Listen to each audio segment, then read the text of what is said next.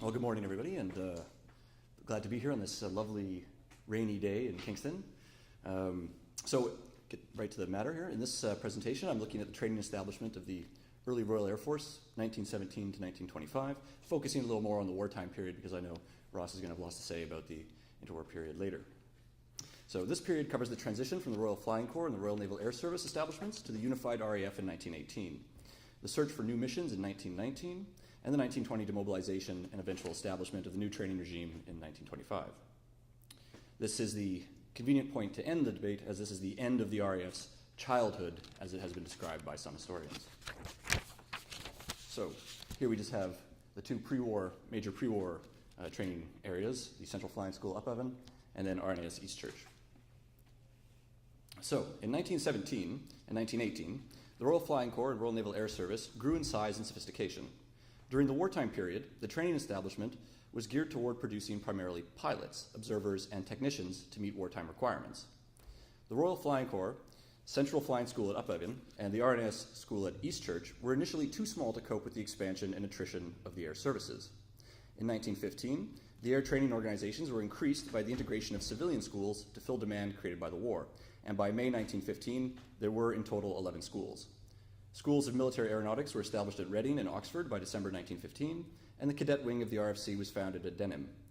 In 1916, with the air war accelerating, major shortcomings appeared. For example, there was no formal training for observers until 1917, and indeed, new pilots were expected to receive only 15 hours of flight training, and even this proved impossible to sustain, with the result that pilot lifespan was often measured in weeks. By 1917, the training establishment was composed of reserve squadrons and flying schools. This allowed for the creation of a specialist training brigade, and the schools were able to specialize further in areas such as air fighting, bomb dropping, night flying, amongst others. By 1917, schools were located at Farnborough for photography, armoring, wireless, and Turnberry for pilot gunnery, Ayr and Eastbourne for air fighting, New Romney, Marske, Yorkshire also for gunnery, and the Hythe School specializing in the Lewis gun. Night flying training was conducted at Hounslow, and wireless specialization was done at Brooklands. To complement the schools in Britain, additional schools were established overseas in Egypt, the US, and Canada. Camp Borden, seen here, in Ontario, taught flying, wireless, gunnery, and photography, and produced 1,812 RFC pilots. This was out of the total of 3,135 pilots trained during the war in Canada. Other Canadian schools were at Hamilton for armament, Toronto for aeronautics, Long Branch for cadets, Beamsville for fighting, Leaside for artillery, and camps Mohawk and Rathburn also for flying. In Britain, recruits entered through the recruit camp at Halton, then were sent to the cadet wing for pilot training for a 2-month course.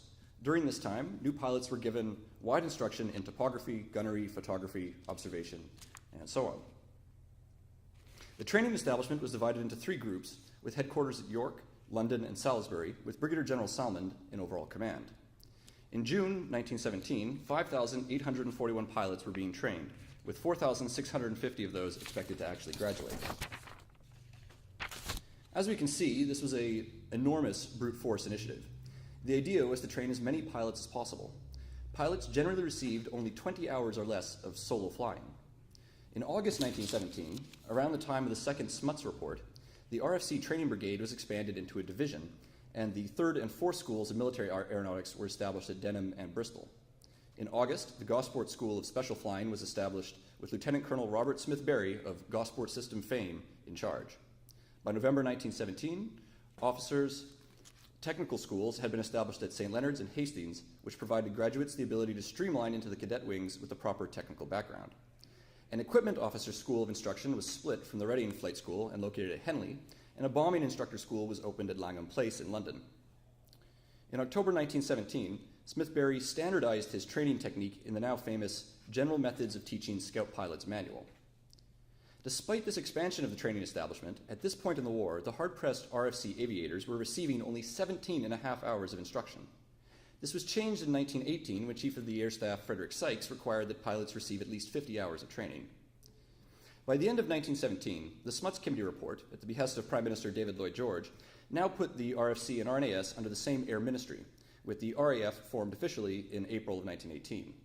The first Chief of the Air Staff was Hugh Trenchard, with Lord Rothermere as Air Minister. Trenchard's first tenure as Chief of the Air Staff was short-lived, however, as he and Rothermere couldn't agree on matters of acquisition and policy, which led to Trenchard's resignation on 19 March, amusingly before the RAF had actually formed, although this was delayed till after April just to provide morale. Rothermere, however, was an opponent of Trenchard's successor, Frederick Seitz, and as a result, Rothermere himself resigned on 25 April to be replaced by Lord Weir.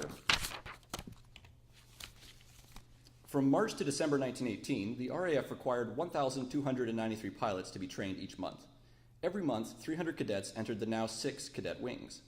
In June, Sykes moved the training department from the personnel branch of the RAF to his own office, hoping to directly improve the quality of training. In the summer of 1918, Sykes also participated in a training expansion committee and established a school of aerial photographic training. Sykes also eliminated the inadequate civilian schools and importantly created a 6-week aerial tactics course that studied German tactics. These were critical changes considering that casualties for squadrons engaged in ground attack were on the order of 30% a day during the late 1917 battles. New observer schools were opened at Bath and Cheltenham, artillery schools at Gosport and Worthydown, and navigation bombing schools at Stonehenge, Andover, and Thetford. Pilots now started in cadet battalions, received gunnery training and pilot training from the aeronautical schools, and then were assigned to their reserve training squadrons. Pilots went through 2 months in a cadet wing, 2 months with the School of Military Aeronautics, followed by 1 month in an elementary training squadron, then a further 2 months in a higher training squadron, and a final month in a post-graduation course. Training involved 50 hours of solo flying for a total course 11 months long. By November 1918, there were 199 reserve squadrons with 30,000 students. RAF total strength for November was 30,000 officers, 263,000 ranks, with 23,000 aircraft. Losses during the last months of the war were still significant, however. The RAF on the Western Front lost 1,302 aircraft between 21 March and 29 April alone during the massive German Spring Offensive. At the beginning of the First World War, there were 40 students at the Central Flying School at Upavon. By November 1918, the RAF, RFC, and RNAS had trained 21,957 pilots. Now, just to give you some idea of the scale of this initiative, I've taken some pages from a Cross and Cockade article by Ray Sturdivant, which will show you the entire establishment of the RFC and RNAS. And so you can see each one of these represents a page. So squadrons on reserve training squadrons on the left, and then their location and little information about them. Going through here, you can also see Australian Flying Corps there, the training depots, and then the actual schools, specialist schools themselves here, and final RFC officer schools. So this was an enormous establishment, suffice it to say. Now, after the war, Sykes, as Chief of the Air Staff, was replaced by Trenchard, and the RAF was soon embroiled in a fight for its survival against such opponents as one-time supporter First Sea Lord David Beatty and Field Marshal Sir Henry Wilson, Chief of the Imperial General Staff. By January 1919, Winston Churchill had moved from the Ministry of Munitions to become Minister for War and Air. The organization of the RAF at the start of 1919 included Mesopotamia, Egypt, and India, and allowed for 70,000 officers and men. 41,000 of those were stationed in Britain, 12,000 in France, and 5,000 in the Middle East and other theaters. In October 1919, the Cabinet endorsed Lloyd George's August proposal for the 10-year rule, capping defense spending and beginning a major period of demobilization. In December, Churchill endorsed Trenchard's proposal, reducing the RAF to 30,000 men. Much of the drawdown came from disbanding former squadrons, in particular the Royal Naval Air Service squadrons, and included the demobilization of the women's RAF, for a total of 23,000 officers, 21,000 cadets, and 227,000 ranks demobilized, including 5,000 women. After 18 months of peace, only 28 out of 185 former service squadrons remained. By March 1920, only 3,280 officers and 25,000 other ranks remained in the RAF. Now, meanwhile, Trenchard had been closely supervising the writing of the first volumes of the official history, providing the RAF with a historical foundation. Volume 1 by Walter Raleigh was published after his death in 1922. However, the RAF itself does not actually appear until Volume 6, published by H.A. Jones in 1937. Now, with the RAF scaled down so significantly and the rivalry with the Navy over the fleet air arm gaining steam, Trenchard's objective was to ensure that the RAF survived in the future. Towards that end, he established a core training organization from which the RAF could be expanded when more resources became available. Searching for a mission to keep the RAF in existence, in January 1920, Trenchard sent the RAF into action in Somaliland as part of an imperial policing scheme devised by Colonial Secretary Lord Milner. By March, Trenchard presented Churchill with a proposal to use the RAF in Mesopotamia as well. Churchill, for his part, was well on his way to recreating his circus from the pre-war RNAS days, with Trenchard in the place of Churchill's former RNAS chief, Murray Suter. Churchill was even eager to incorporate armored car operations into the Iraq scheme, much as he had done with his combined arms approach to the RNAS in 1914. In February 1921, Churchill was moved to the Colonial Office, and at the Cairo Conference of 1921, the RAF was officially made responsible for colonial policing missions, representing a major transition in RAF doctrine. Now, the Cranwell Cadet College was established in November 1919, raised to the status of a command in 1920, with Air Commodore Charles Longcroft presiding. Cranwell had formerly been the RNAS Central Depot and training establishment under the leadership of Commodore, later 5th Sea Lord, Godfrey Payne. In 1921, the provisional syllabus for the RAF Cadet College at Cranwell was outlined, allowing for a 2-year program.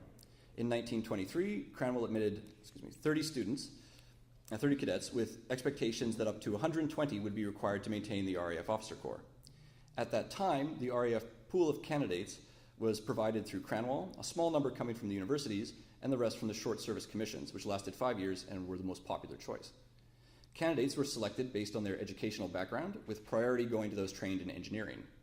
After their 2 years of instruction at Cranwell, the new pilots spent 5.5 years in squadrons, at which point they specialized in either engineering, signaling, 1 year at Flowerdown, photography at Farnborough, armament at Eastchurch, navigation at Calshot, stores at Kidbrooke, or staff duties at Andover. Engineering specialization was taught at the Royal Aircraft Establishment Farnborough, leading to a 3-year course at Cambridge and a 10-month graduate course at Imperial College or the National Physical Laboratory. Short service candidates were sent to flying training school for a year, where they received a broad education covering discipline, stores, pay, accounting, meteorology, navigation, and armament. New pilots received 10 hours of dual control flying and 50 hours solo, with 40 hours considered the absolute minimum. Now, the RAF Staff College at Andover was opened in April 1922, with Air Commodore Robert Brooke Popham as the first commandant. The course in 1923 was 1 year long, increased to 2 years shortly afterwards. Staff officers also received training with Army and Navy staff colleges to inculcate the proper combined arms mentality. By 1925, when things had settled somewhat regarding the question of the RAF's survival, the service was composed of 25 squadrons with capacity for 25 more to be formed, including a training reserve. University air squadrons, another of Trenchard's pet projects, were formed from undergraduate pupils at Cambridge, London, and Oxford. Now, meanwhile at Andover, Brooke Popham was lecturing on air strategy as early as July 1923 and continued through 1924. Brooke Popham compiled an enormous collection of material on the history of the RFC and RNAS during the war and produced studies on various aspects of the air war, such as tactics of anti-submarine warfare and the effectiveness of strategic bombing, amongst many other subjects. At the Air Ministry itself, training duties were delegated to the Director of Training, who was under the Air Member for Personnel. The Director of Training was responsible for all questions of training, flying training, including reserves, long specialist courses, short courses, technical training of aircraft apprentices and airmen, and training at RAF Cadet College Cranwell. So, what does this story tell us? Well, during the war, the focus had been on fulfilling the demand for pilots and observers to fill and maintain the various squadrons in action. There were major limitations, and as Deputy Director of Personnel Group Captain Jobert put it in 1923, throughout the war, training was defective both in quality and in quantity. After the war, the focus shifted to preparing the officers and traditions of leadership that would be required to establish the RAF as an independent service with its own unique history. The establishment of the RAF Staff College at Andover was a watershed in this regard.